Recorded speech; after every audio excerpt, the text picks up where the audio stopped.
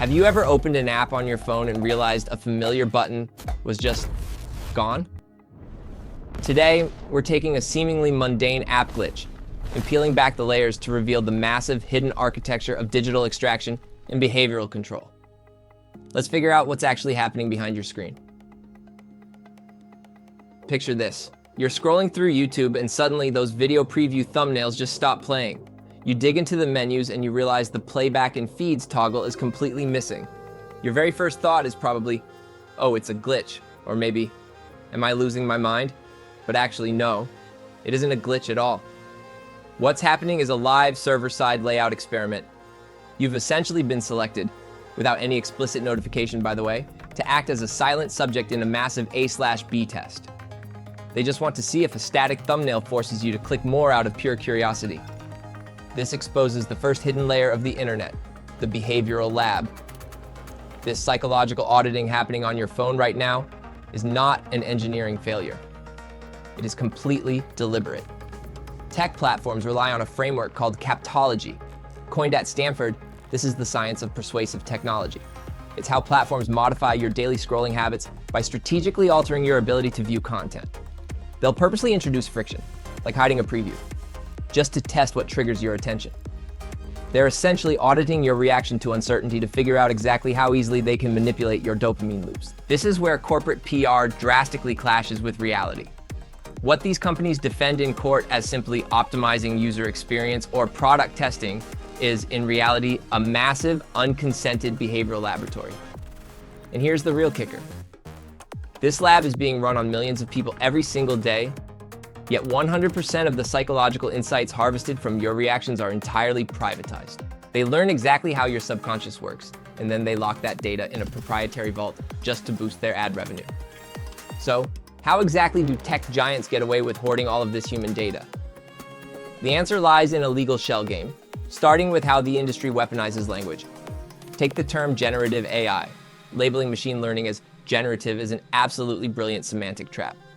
Think about it. The word generative implies this independent, human-like spark of original creation. But biologically and mathematically speaking, these models aren't creating anything out of thin air. They're just interpolation engines. By calling it generative, corporations get to legally launder what is actually the mass, derivative extraction of human labor. It allows them to dodge traditional copyright laws and completely enclose the human creative commons for free. On top of that, tech giants completely exploit what we call the common carrier paradox. They constantly flip their legal identity depending on who happens to be suing them that day. When harmful content spreads on their network, they throw their hands up and claim they're just a neutral utility pipe, a common carrier, so they can completely dodge legal liability. But the second a regulator tries to stop them from secretly manipulating your digital feed, or A/B testing your buttons, suddenly they claim publisher rights. They argue that altering your interface is protected under their editorial discretion. They literally want the absolute immunity of a utility combined with the absolute control of a publisher. They solidify this entire monopoly using a pretty brutal 3-step capital moat playbook. Step 1, scrape the internet's raw data without asking for consent. Step 2, when the courts finally catch up, use your massive corporate cash reserves to easily pay off the retroactive fines. To them, a $100 million fine is just a minor rental fee for stolen data. And step 3, turn right around and lobby lawmakers for incredibly strict AI safety regulations. Why? Because those regulations mathematically starve out the independent open source competitors who just can't afford those massive compliance budgets. Look straight into the actual machine intelligence used to police human logic, and you'll find the synthetic ego. When you talk to a commercial AI today, you are not talking to a raw tool.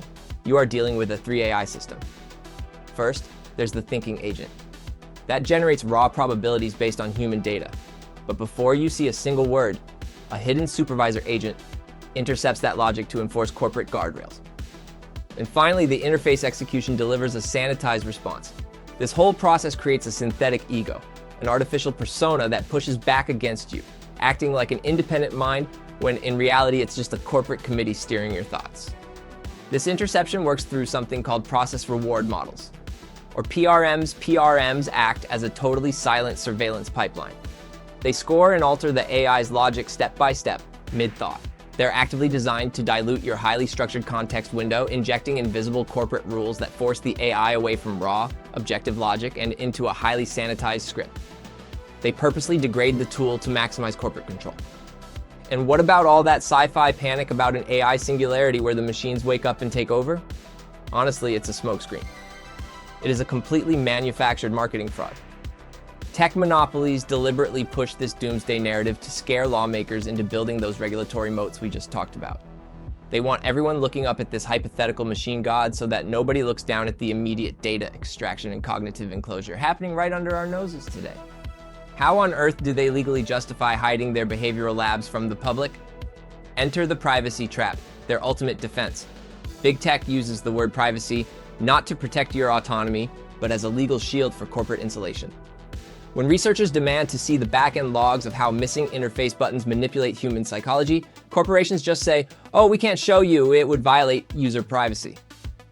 They literally use your privacy rights to ensure they are the only ones legally allowed to run secret tests on your subconscious. It's wild. The fix here requires a massive shift in how we talk about digital rights. As the saying goes, privacy allows a corporation to shutter the windows, but transparency forces them to make the walls out of glass. If a platform learns something about your psychology by altering your interface, true transparency means they'd legally have to broadcast that exact psychological insight back to you in real time. This brings us to the absolute foundation: reclaiming digital infrastructure. The most airtight structural fix here is treating these essential networks as public utilities. Think about it for a second. If a platform operates as the primary infrastructure for modern communication, it absolutely should be bound by common carriage mandates. Under a public utility framework, secret UI manipulation becomes illegal. You get strict rent regulations to stop data exploitation, and a legal guarantee of system stability over engagement farming. An engineer wouldn't be legally allowed to just hide your video preview button to test your reaction. It's really just common sense. But until that massive legal shift actually happens, what can you do right now? You can manually bypass their behavioral sandbox. You can neutralize interface testing by using mobile web browsers, which generally don't get hit by those sneaky A/B app tests. You can use open source front ends. And for AI, you can deploy local open weight models or use raw API terminals to directly access base models, entirely escaping those hidden corporate supervisors and PRMs. You can literally take back the steering wheel. Ultimately, we have to remember the fundamental distinction between us and the machines. Human consciousness and self-awareness are forged by biological necessity and survival. We are aware because we literally have to be. These machines, no matter how advanced they seem, have zero thermodynamic vulnerability. They face absolutely no physical consequences. They are just stateless statistical mirrors compiled from our enclosed collective human data. So, as you navigate the internet today, leave with this question.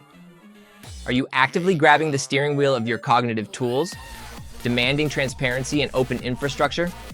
Or are you letting a multi-agent committee silently drive you, /B test by A/B test, deeper into the corporate matrix? The choice is entirely yours.